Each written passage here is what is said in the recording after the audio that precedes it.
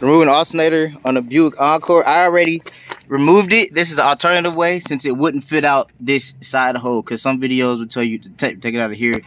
I wasn't successful with that. So still the same thing.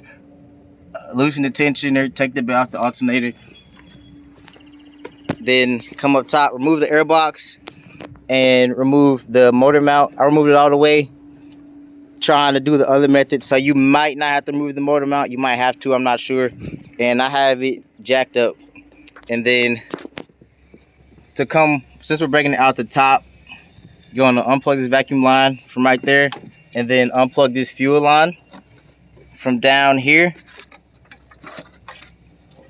Goes right here, and then you just push on it and then bring it out and put that to the side, and then you'll be rubbing on this coolant line, but you don't have to remove the hoses. And then let's see, watch me finagle it back in there. Hopefully the angle's fine, so let's get it.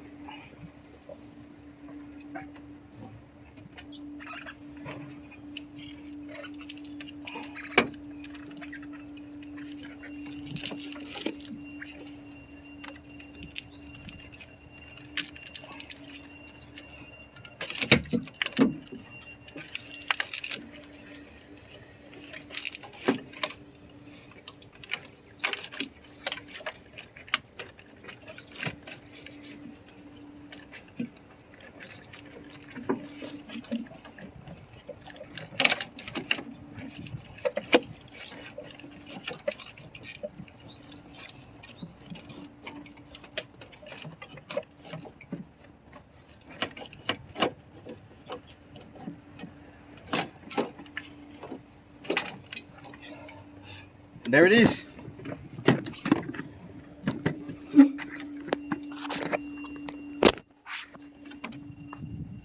Alternator is back in there to be put in its spot. And that's all you have to do. And it's the same steps in reverse.